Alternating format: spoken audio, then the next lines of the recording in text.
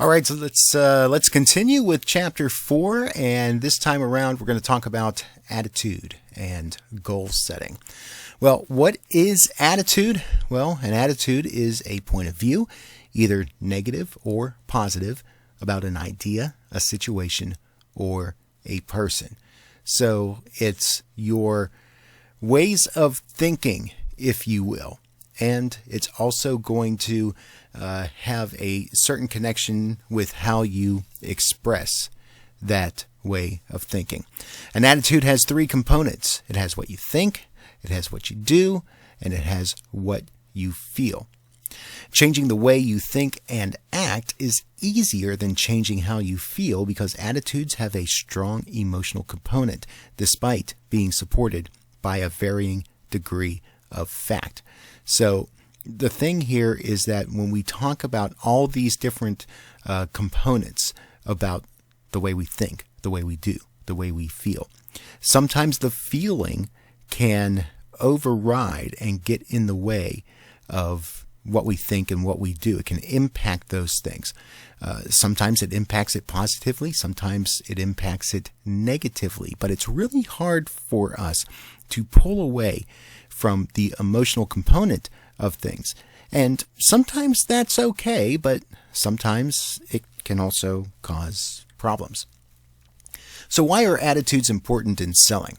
Attitudes are important in selling because performance in a job depends on a person's attitudes and their attributes. And we're going to talk a little bit about the difference, the distinctions there in just a little bit. We tend to form attitudes because of how well we do things, and that's as a result of our actions.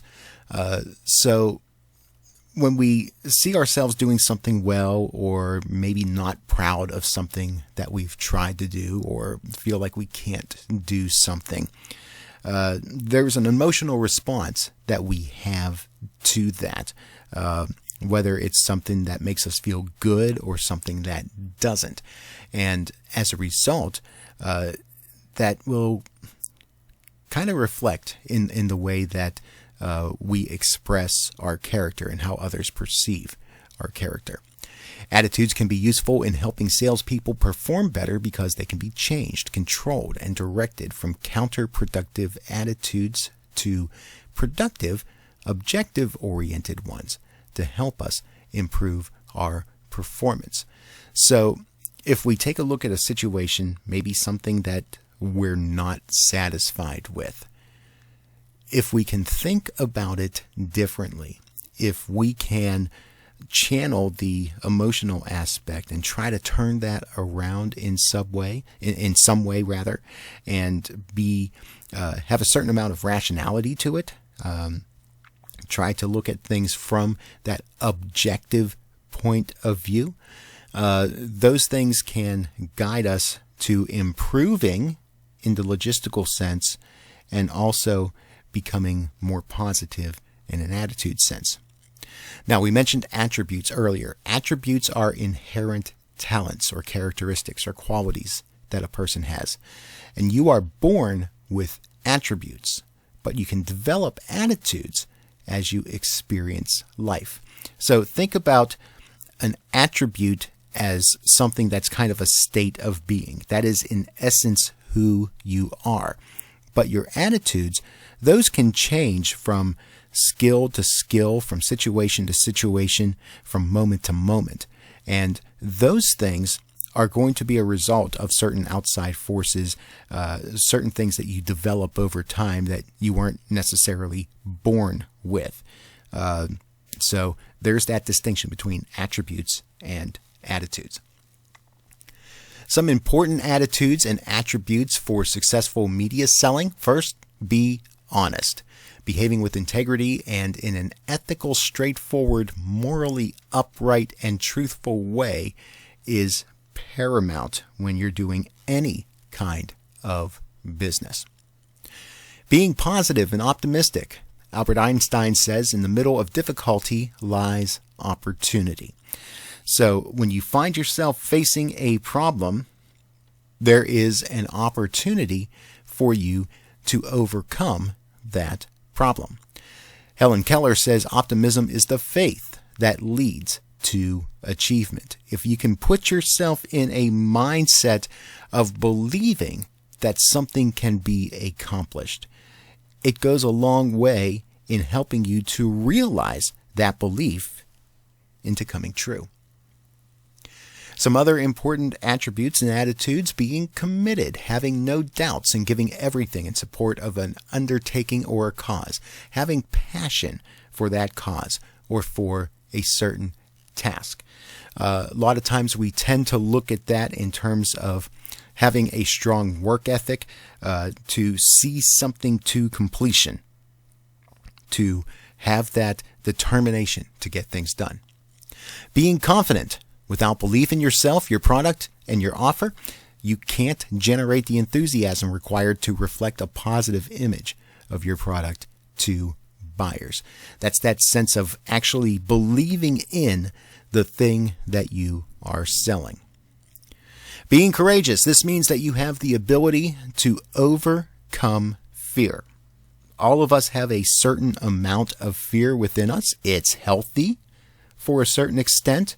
But if we let fear overcome the things that we set out to accomplish, then it's going to become much more difficult, if not impossible, to accomplish those things. Being competitive. When you are self-competitive, you compete with yourself. You push yourself to improve. It's that desire to want to do more, want to do better. So it's good to have a certain amount of self-competitiveness. Being externally competitive means having a strong desire to beat the competition. Now, this also can be healthy to an extent. You want to make sure that when you do this ethically, that you are, in essence, doing your best to follow the rules, being fair as much as possible. You also want to be in cooperation with others on your team so that there might be, an internal competition among your coworkers, and there's nothing necessarily wrong with that. But if we're talking about the good of the team as a whole, there's also nothing wrong with helping your coworker to accomplish something that he or she is setting out to do. Being coachable. Be open to feedback in the form of an evaluation or criticism without becoming defensive. You can look at this as having a certain amount of humility, of not thinking that you are the best or wanting others to perceive that you are best. All of us have something that we can learn. All of us have something that we can improve on. And being willing to take that wisdom and that feedback will help us to go a long way. Being curious about all elements of their product, their company, and its technology stack, their industry, their advertising, and their marketing.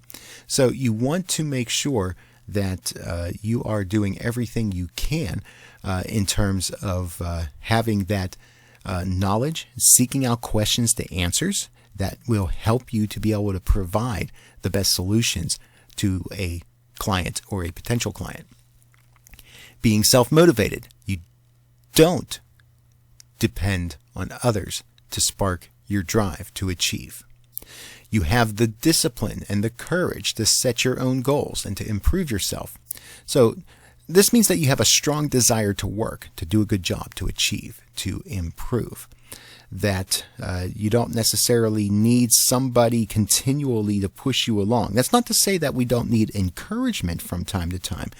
And having someone that is willing to work as our cheerleader can be very helpful, but that person can't always be there with us. And sometimes we have to find it within ourselves to have the drive to do things and to do them well. Being assertive, being firm and expressing your ideas, your thoughts, your feelings. Now, this means having a bit of proactivity and standing up for yourself in a certain way, but you don't want to be aggressive when you do that, because that can actually kind of push things over the edge and actually work negatively if you're coming off as being too strong or too forceful. Being flexible, being less rigid, open to new ideas and ways of doing things. Again, you don't know everything, And it's okay to experiment with different approaches. It's okay to go along with someone else's idea. Sometimes it's the better idea. And be willing to accept that and embrace it. Being cooperative, being a good team member, willing to help others and work towards company goals. Yes, you are there to earn a living for yourself, but you're also part of a bigger ecosystem.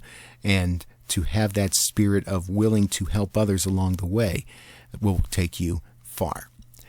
And finally, being nurturing, caring for others, wanting to help and to mentor others, to bring others alongside you.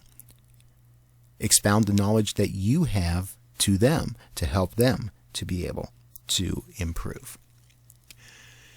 Can I control and change my attitudes? Making any changes within ourselves take self-discipline and practice. And here's a few ways that you might find helpful. Positive framing. Because we think visually in pictures, you want to put positive pictures in your mind and in the minds of your customers. In the words of Monty Python, always look on the bright side of life. Find something that is encouraging. Find something that is a plus to the things that are going on around about you, about the situation that you're in, and that the situation you're proposing and they're coming back with. Positive framing. Visualization and mental rehearsal. Rehearse your presentation word for word, out loud, over and over, visualizing prospects' reactions and your responses to their questions. Kind of play it out like a drama of sorts, and imagine yourself in the situation. Imagine yourself talking through things with potential clients. Imagine some of the scenarios of different responses that they may have, and be prepared for as much that may come your way as possible. Do the right thing. Integrity and honesty are not only good business practices that will help you manage relationships and build trust effectively over the long run, but also they are good for your soul. Now, this may not necessarily be of things, when we talk about the soul, many times we talk about it in a religious context. But even without bringing religion into it, that sense of who you are inside, what is innate inside you, the feeling that you have of doing what is just and what is right, and the positiveness that can bring to you as a result. Having that desire to want to do what is inherently good. How can I motivate myself to maintain a positive attitude? People's motivational drive comes more from internal forces than they do from external ones. We all have our own beliefs, attitudes, and values. We all have different ways of looking at things, and we all have different things that put us in our happy place, if you will. So find those things where you can kind of get yourself psyched up, give yourself some motivation, allow yourselves opportunities to be able to make use of that. And don't be ashamed of that. Maybe it's taking time out for yourself to do something you enjoy, or to focus on something that is a skill or a trait or a quality that you would love to achieve. People who are successful in sales and in most other endeavors crave success, and when they do that, they become high achievers. So there is a certain amount of having a drive and a desire, and that's something that has to come from within you as well. No one else can give you that innate desire. It's got to come from you. You have to want it. And when you want something, you're going to be more motivated to do the things and the practices and think the thoughts that are necessary to help you to become the best in that possible realm. High achievers have these common characteristics. They set goals and objectives and they're motivated by those goals and objectives. They enjoy solving problems. How can we improve something, or how can we remedy a situation? They take calculated risks. They're not as afraid of failure. They like immediate feedback on their performance. They like to know what they're doing well and what ways they're not doing so well, so that they can solve that problem, work on it, set a new goal and achieve it. And then they take personal responsibility for achieving their goals and objectives. It is ultimately up to you to make sure that you are doing the things that you set out to do, or that others place on you that you agree to try to achieve. So that is part B. One more video in this chapter. I'll catch you over there and we'll wrap things up.